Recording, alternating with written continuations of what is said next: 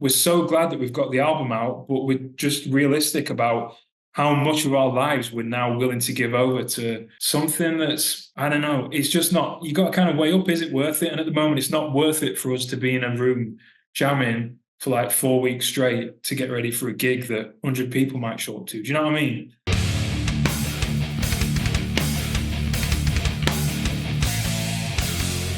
I think it's Bruce Dickinson's memoir, right? That's like, what does this button do? And he talked about himself saying, I'm always the guy that's like, I'll push the button you're not supposed to. Speaking of pushing buttons, we're not going to do too much of that today. Joe Allen of Kurokuma joins us. Welcome, my friend. It's been a long time, and I'm really happy to see you today. Yeah, thanks for having me. And honestly, I did not realize you're American. So it's a pleasant surprise. I have worked so long with the British and European press that I do sign a lot of my emails, cheers. And then they're like, I went to Roadburn, and they're like, you're from New York?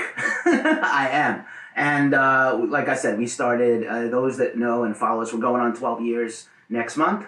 And so we started as a webzine, an actual, like we used to make a magazine.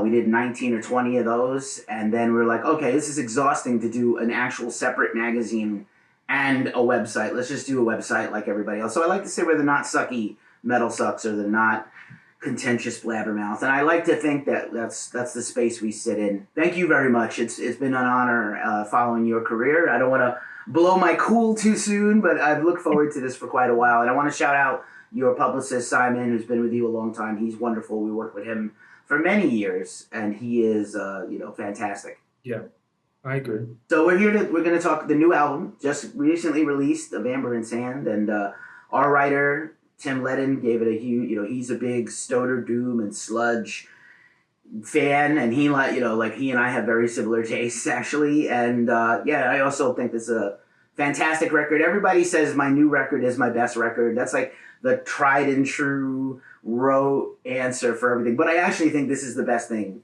you guys have done. Yeah, I'd agree. We can say that with like full confidence. We're not bullshitting anyone there, and I think everyone knows it. And I think I've said in another interview that it's really bittersweet for me because on one hand, I'm really pleased that we finally nailed the sound, and more than anything, I think we got the production right. I think Born of Obsidian, I think the songwriting is probably just about as good as it is on Of Amber and Sand, but I think it's the production here that sets it apart. So on one hand, I'm like, it's great we finally got there. On the other, it's like, I wish we could have got there sooner. But yeah, I agree. I think it's our best as a standalone thing. It just works. Right. It is about the journey. And I think that's the whole thing. I know a lot of bands spend a long time before anyone knows who they are working at this trade.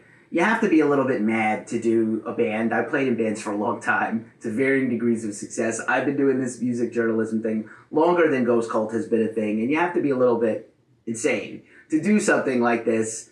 It's risky. It's exhausting. You give your all to it. And then, your music is out in the world, or something you wrote that you're passionate about is out there in the world. And that's it. Like the people, you can jam live and, change things. One of my favorite quotes about music, I'm sure I've said once before at least, is Vernon Reid of Living Colours. Like, the song's not really done when the album's done. It's done to the people that bought the record, which I appreciate. But when we're done jamming it out live is when it's really done. And some people go out and they play note for note, like the record, and other people like, hey, this could be anything. Like, let's go have some fun. So I don't know which, having not seen you guys live personally, but we've covered the band live many times in Europe. I don't know which band you are personally in person, but, I wonder about your thoughts about that idea. Yeah. Again, going back to that point of finally capturing our sound of Amber and Sand, I think this is the closest we've got to how we actually do sound. Like Born of Obsidian, we've made no bones about the fact that we didn't really like how that came out, really. And I don't think it sounds like we do live. Whereas I think this one does. It's pretty close. But I would say that live, it's even better. We're a heavy band, and so there's only so much heaviness you can capture on tape at the end of the day. So I think it's a great representation of us, but I think there's still like headroom there to go even further. If you come and see us in the live experience, I think we still go a few notches above what's on this album. Yeah. Right on. I got to get my travel game together for next year and get overseas, or hopefully I'll whisper to some of these bands over here, maybe a festival or something can bring you here. Again, that'll get you, interestingly enough, I've been a huge fan of your YouTube work, and you put out some very interesting, very vulnerable videos on YouTube that I thought were fascinating. And in fact, I think you even said in one of them, I hope my bandmates are going to be okay with this. But here we go. We're going to do this. We're going to talk about what it takes to be a band at your level.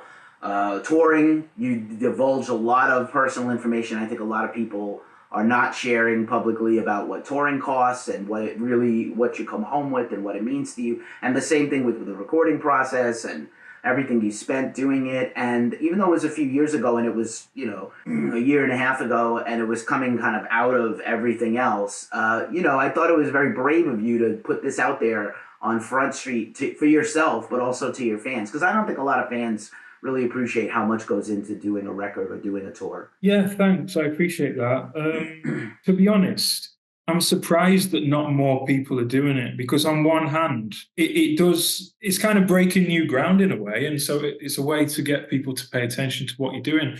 I do think a lot of people, I do get comments about those videos a lot, even though I only really did 2, but people bring it up a lot. And so I'm surprised people aren't doing it just from the perspective of it's a way to kind of publicize the band at the end of the day. But yeah, on the other hand, it was quite revealing. But I don't know. I think it's just who we are, who I am. I've got a background in journalism. I've got a master's in broadcast journalism. I work in video and social media. And so I'm used to making things that people want to watch and will find interest in. And I just thought about it one day and I just thought, that's a great idea for a video. Let's see how it comes out. And so it was that kind of thing as well with me. It's just kind of my personality. We're kind of no bullshit people. We don't try and hide stuff. Like, I've done interviews where people are a bit taken aback when I say we don't like how the last album sounded. But it's just the truth, and we just try and be as truthful as we can. And it's like you say, I think people do need to know. I think the fans need to know, because even for myself, I was getting to a point where I was really questioning why I was doing this, and do I want to keep putting this amount of effort and time and money and even like my health into this thing? And then it's like, the little product that plops down on like the customer's table is just like the album. And it's like, they're like, oh, that's great. But from an artist perspective, I don't know, you kind of want them to know all that shit that's gone into it, because for you, that's your reality. That's your life. It's everything. And it's taken so much from you in some cases that I think that's really important context. Nice. Well done. I agree. And, especially during the worst of the plague times, one of the things that I'm passionate about is marketing for music. I've done some professionally. I've taught and trained bands how to DIY their own social media and marketing and PR. And I used to do some small PR work myself. And I was like, no, this is going to kill me. And I can't do this. Hats off to all my peers that do PR like a champ. And it is important. I think it's important. I saw a meme the other day that sent me over the edge, and I shouldn't get rageful about stupid things on the internet, but here we are. And I do stupid things on the internet like this stuff. So it was, every concert ticket should come with a free shirt. Prove me wrong, one of those things. And was shared by a friend of mine that's a merchandiser here in the States. And she was incensed, and all her friends who were in bands or merch sellers were like, what in the actual fuck? Because you don't understand how long that shirt traveled and what it cost the band to sell it to you if the venue is not also taking a piece of it. Here in the States especially, I know everybody this week is talking about Oasis and Live Nation, and that's a whole separate thing. And even a band other than festivals and things that you guys do, small clubs and things, here in the States, even non-Live Nation clubs are taking a merch cut. Just that's what they've been doing it. It's been grandfathered in, and that's what they do. And they think it's right, like everything else, like all the other injustices in the world. And I'm a person that thinks like, hey, making the record costs a lot. Streaming pays almost nothing. Even Bandcamp, as well as it can pay, it can only pay so much. And merch is like one of your few opportunities to actually get a profit going for your enterprise here. And, you were so, and I think the other thing that's not appreciated, I think that your video showed, is the person hours, right? The hours and hours You accounted for travel, and you accounted for shipping, and you accounted for the gear, and you accounted, oh, here's the time it takes to roll up all the shirts and label them and keep the books. And I was like, this is super impressive. I shared some of those videos around with some friends of mine, like, here's some, take a look at this. This is really helpful, I think. I think it was very helpful to a lot of people. And we do need more stuff like that. And I think bands should be very... I don't expect Metallica to do it, but I would love for them to do it, actually. Like, here's how much money we spend to make all the money we make. It would be brilliant. Yeah, I think you kind of just reminded me of something there as well. I think another reason I wanted to do it is because I don't like it when bands in underground metal, especially, and punk, and to me, genres that shouldn't be about being fake and shouldn't be about projecting an image that's not real, I kind of almost want to start breaking that down in my own tiny way, and also reminding people that I think it's really easy to be in a band and want to just give it up because you see all this crazy, amazing stuff happening around you from all your peers. And I kind of just wanted to be like, yeah, I'm finding it hard. What about you? To break down that whole thing of like, oh, everyone other than me is like killing it. I wanted to kind of start that whole conversation of like, don't give up because everyone's in the fucking shit here. Yeah, I mean, mental health is not very well cared for or respected in this country. Here, I'm sure it's the same over there, especially the health of artists. And I think the grind, the hustle culture that has come along because of social media and streaming, I think how much care you really need to give yourself to succeed at anything you're passionate about. And I'm guilty of being very obsessive about this thing. Nobody is going to love your dream like you do. I always say that, right? And it's the same with your band. You got your guys, you love what you do, otherwise you wouldn't do it. But at the same time, and you hope the fans appreciate it, but no one is really going to go all out for your dream. Even if someone believes in you, they might not believe in it as much as you. And you're willing to sacrifice that blood, sweat, and tears. And it takes a toll. It takes a toll. And you've been very open about that. And I really respect that because a lot of people, we're just taught not to. It's a whole generation, actually, especially, I don't want to get on a tangent, but a lot of, let's say modern men, we're not allowed to just kind of be like, oh, I'm struggling. I'm glad more people are now. I lost enough friends. Please, if you're having a hard time, DM me. I'm here for you. I mean that. Anyone in the world. Our DMs are open. Except, everywhere except X, because fuck that guy. And he ruined that thing. And I'm sure you can appreciate that. But it's, the toll that this stuff all adds up to. I'm sure you come back from a tour exhausted mentally and physically, not just because you just traveled and played these shows. That's the best part. But the hard part is doing the work. That's why we're at where we're at, Kurokuma. Again, in other interviews, a lot of time people will end it with, and so what have you got planned? And the truth is we haven't got anything planned right now because we're focusing on other things. Jake and Zach have just had children, and Jake lives in another country. I'm traveling around Europe, and we're doing all these things we kind of actually want to do and we find really valuable. And there's not enough room in our lives. I mean, when me and Jake the three of us are in different countries, so that really knocks the whole idea of regular jamming and touring on the head for the time being. That's not to say we're not going to come back to it. I keep saying I'm sure we're going to get an offer at some point and we're just going to get back in a room and we'll play some shows. But we're definitely at the stage where all that we care about is doing what we want to do. And I think earlier on, as a band, we were trying to play the game, if you want to call it that, because you kind of have to at the start. If you want to get yourself out there, you've got to be very active. And so, first few years, every weekend, we were either rehearsing together, filming videos, or playing gigs, and then going up and down the country, around Europe, other continents, and doing all that. And it was great, but we're just kind of over that. I mean, it's still great to play gigs. We love it. We love playing live, but it's the amount of sacrifice that you have to make. Like, even if we just wanted to play one gig, like people are saying for this album, why don't you do a record release show in Sheffield or London? And it's like, how do I explain to you that I have to rearrange my life for the next month or two to fly back? So does Jake. So does Zach, even though he's in Sheffield. He has to get someone to look after the kids. And it's like, unfortunately, that's just not worth it for us right now. We're so glad that we've got the album out, but we're just realistic about how much of our lives we're now willing to give over to something that's, I don't know, it's just not, you got to kind of weigh up, is it worth it? And at the moment, it's not worth it for us to be in a room jamming for like 4 weeks straight to get ready for a gig that 100 people might show up to. Do you know what I mean?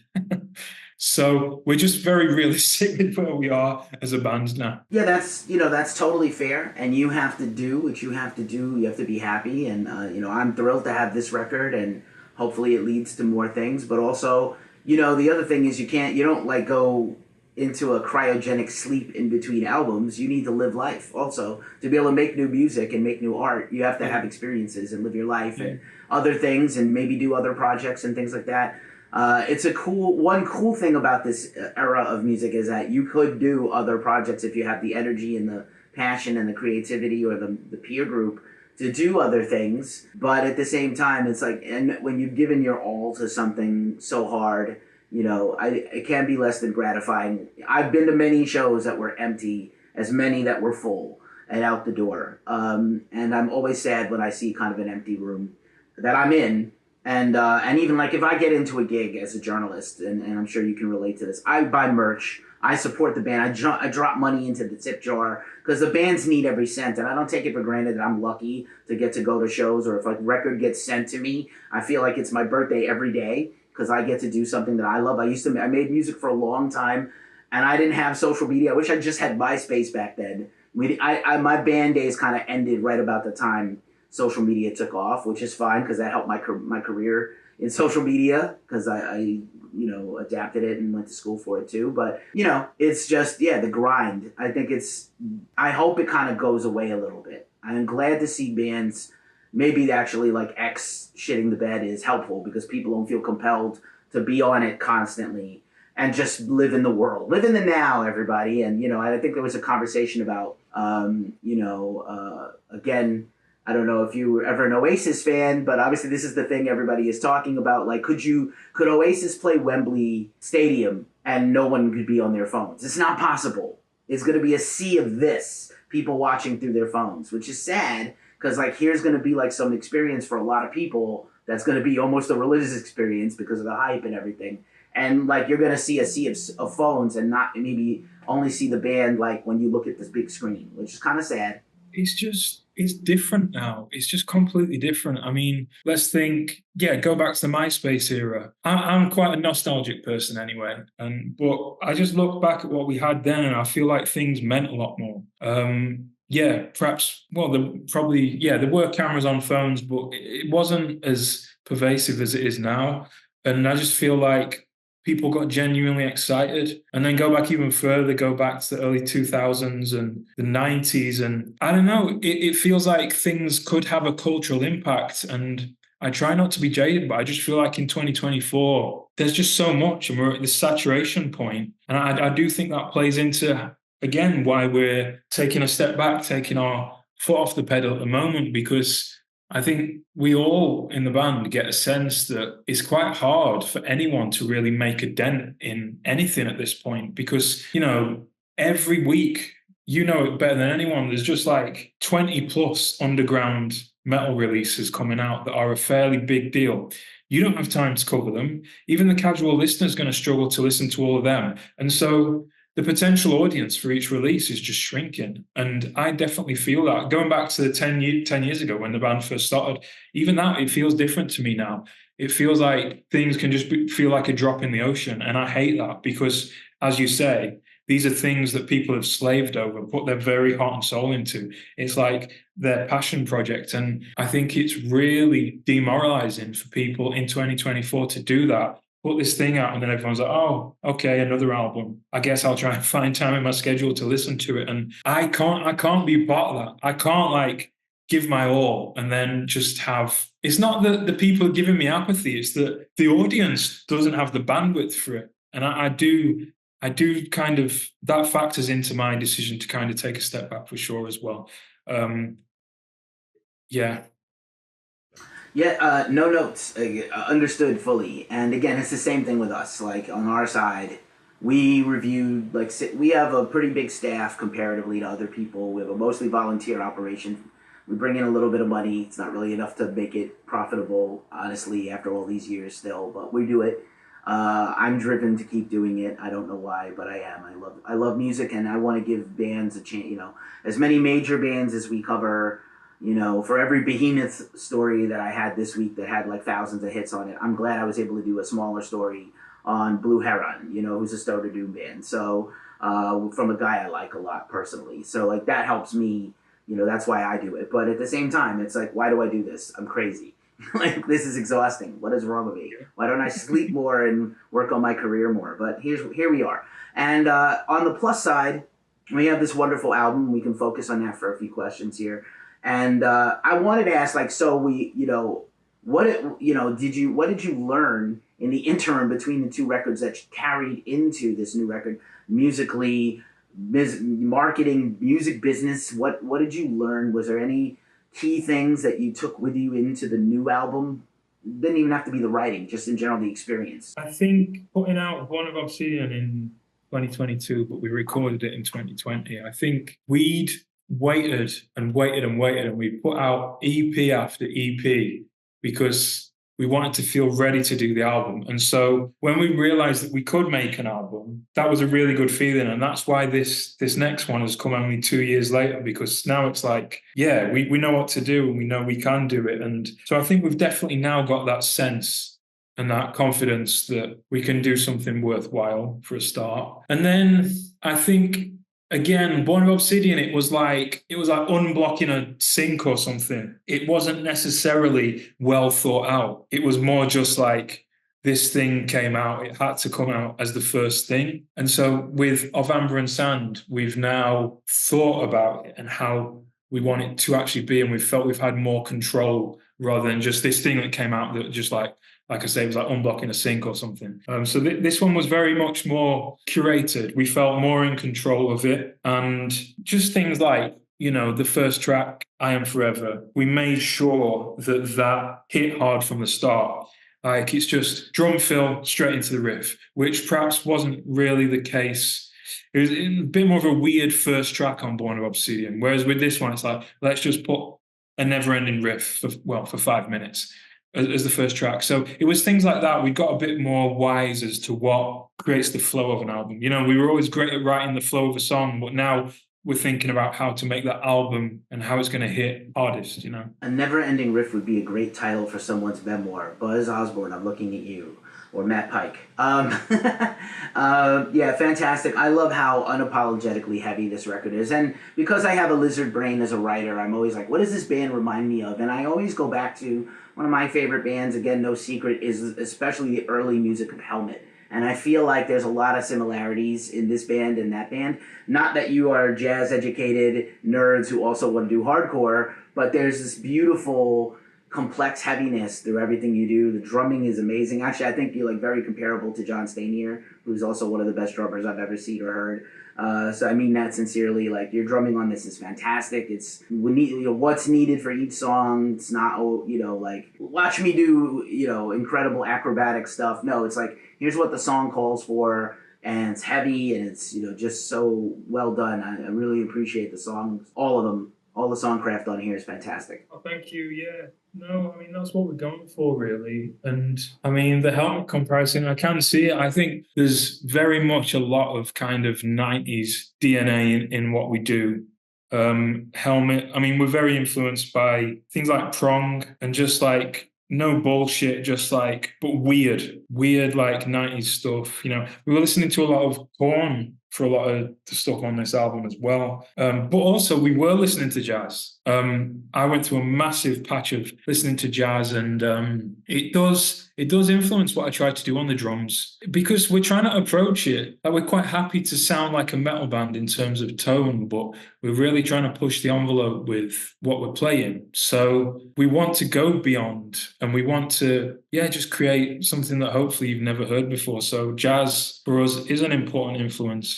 And hopefully we've got both sides. We've got the heaviness, the hardcore, and then we've got the subtlety and the beauty that, you might find outside of metal. So both sides of the coin really are very important. My mouse battery is dying and being an asshole. Sorry. It's like, I don't want to click. No. You cannot speak. I'm sure my producer and editor is happy to not hear me speak anymore. And then if you had to edit thousands of videos, you also would be sick of me. And yeah, I definitely think there's a beautiful freeformness to some of the stuff that feels just like very loose and jammy, but also there's some tracks that are just very, sit in a beautiful pocket of riffs and beats. At the same time, yeah, is there a particular jazz bands or artists the band agrees on or that you personally like? Jake likes, who's that guy? Mahavishnu Orchestra, whatever they're called. John something. That's his go-to thing with the guitar. For me, in terms of jazz, there's this band from the UK called Ebby Soda. Not that we sound like them, but I like listening to them. And then obviously, yeah, Miles Davis. I don't know a lot of jazz names. It's more like there's a really good radio station here in the UK called, well, not in the UK, but it's called Radio 3. And I kind of just put that on. And I'm not great with the artist, but jazz is kind of one of the things I just like to kind of be in the zone. But yeah, I'm a big Keith Jarrett fan as well. I don't know, I think what jazz does really well is it kind of just goes beyond, and it's just undisputably better music to me. I know some people might not agree, they might not like jazz, but I think it's just, to me, it's quite plain to see. I think if you understand it and you want to hear it and you're looking out for it, it's quite plain that there's so much more going on than certainly pop music, probably a lot of metal. To me, those genres, they're fairly rudimentary, and there's nothing wrong with that. But when I put jazz on, I'm just blown away. Like every single jazz artist seems to blow me away. And that's what I really appreciate. I just like to be in that and feel impressed and almost like overwhelmed by the talent of these people. And we're not at that level because we're not jazz musicians. But I think by reaching for that, it perhaps brings something to our sound that other metal bands don't have. Right on. I recommend everybody go listen to some Miles Davis, Bitches Brew, or Rebirth of Cool, or whatever you might like. And I'm a big jazzophile. I studied jazz theory. I never had the ear to play it or sing it, but as a singing bassist, I think you're thinking of John McLaughlin from Mahavishnu Orchestra. Yes. So yeah, John, and that makes total sense. And a lot of early 80s, even some punks, but mostly rock and metal guitarists loved the jazz, like the progressive jazz of the 70s, and that had a huge impact on even how certain thrash was created. And Matt Pike will talk about how he loves jazz guitar and can't quite do it, but like his approximation of it is what he tries to put into things, which is fascinating. So yeah, I totally get it. And I think it's even like classical music. It's brain food. It's brain food music. It actually like makes you smarter, I think, to hear complex rhythms and things like that, and all odd meters and things. I think it helps. I think it raises the IQ. Everybody go listen to some jazz for this. Sure. When you're done watching this interview or listening to Of Amber and Sand on Bandcamp or whatever you prefer, hopefully whatever platform gives you a few cents or pounds or whatever it is. I just, as we wind this down, I want to give you back your time. You're so kind to be traveling around Europe and just make a little bit of time for us today. I appreciate it. What are you listening to during your travels besides jazz and Radio 3? Oh, man. I am going through some kind of weird phase that I've never gone through before. I mean, if you want me to be completely honest, let me bring up my playlist because it's a struggle. Like, I'm just in this weird space where I'm not really listening to a lot of metal. Like, there are a few bits and bobs, but I'm listening to a lot of polka. I don't even know how that started. I really don't. In fact, I do. I was watching some John Candy sketches, and he's got that sketch. He does the polka band character. I think it's even in Home Alone, right? That character. And I just put it on, and I was like, I really like this. It's like really fun. It's just fun. I think that's what I'm prioritizing at the moment. And so then from there, I've gone into like weird lounge music and like exotica from the 60s, and then there's like in the UK we call it like music hall and like traveling folk singers, and that's really what I'm listening to at the moment because it's just fun. And I'm at work remotely and just, I don't know, I want something to make me smile and make me laugh. So Yeah, it's just weird, fun music like that at the moment. You know, when you make music that imposes on other people, you don't want music that always imposes on you. So I Yeah, totally relate. I yeah, relate to that, and I listen to a lot of stuff that would lose all my metal credibility. I'm not at home, so my battle vest is not hanging behind me and my Iron Maiden flag. But like, you know, I definitely listen to a lot of stuff that's not rock or metal or heavy at all, or it's heavy to me in other ways. That's I like what's heavy, you know, esoterically in different places and ways. But you know, I do hope you stay safe and enjoy your travels around Europe. Travel's super important, I think, for all humans. It's not affordable for everybody. It's difficult to do, but it's worth it. Some of the best things I've ever done are just take myself out of my elements and go somewhere I've never been before and see how people live. Not just the tourist traps, not just the museums. I like those things too, but actually go see, you know, how people live, eat the food they eat, immerse yourself in a different culture. Just a last question. I always like to end on a wild card question, and rather than, I'm not going to ask you what you're going to do next because you'll wait and see. But do you have a favorite book of all time that you love reading? yeah, I do. I've got two.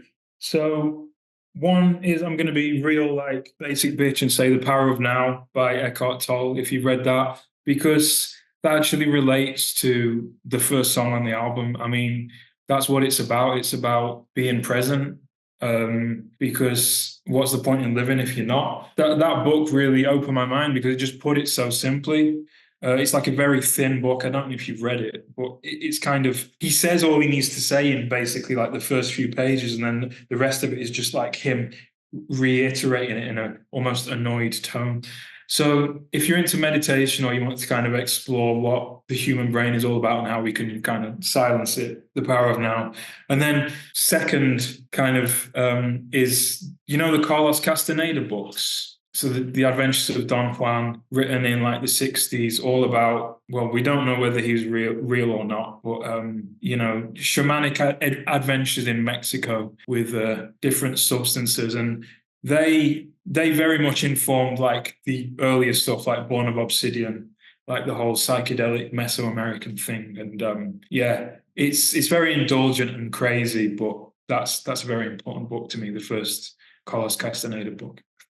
Nice. Even though this guy beats things with sticks in a metal band, he's quite lovely and smart. Joe Allen, what a pleasure to meet you and talk to you today, man. Thank you so much. And hopefully one of these days we do it in person and have a coffee or a brew. And I really appreciate you and the whole band. Please send my regards to the other guys when you met. You know, chat with them next. And you know, just the best of luck and the best of success to you. We'll keep following. You keep making the music, we'll keep following. That's what I say. Oh, thanks, man. I really appreciate it. And yeah, if you know anyone who wants to put us on in America, then we're all ears. Right on. Desert Fest, we're looking at you. Let's go. Let's do it. We have a few pretty good festivals now that I think could do it and actually get you here. So yeah. I'm gonna whisper to them. I don't know if I have any power, but I'm gonna try. Thanks a lot. I appreciate it. All right. Cheers. Take care.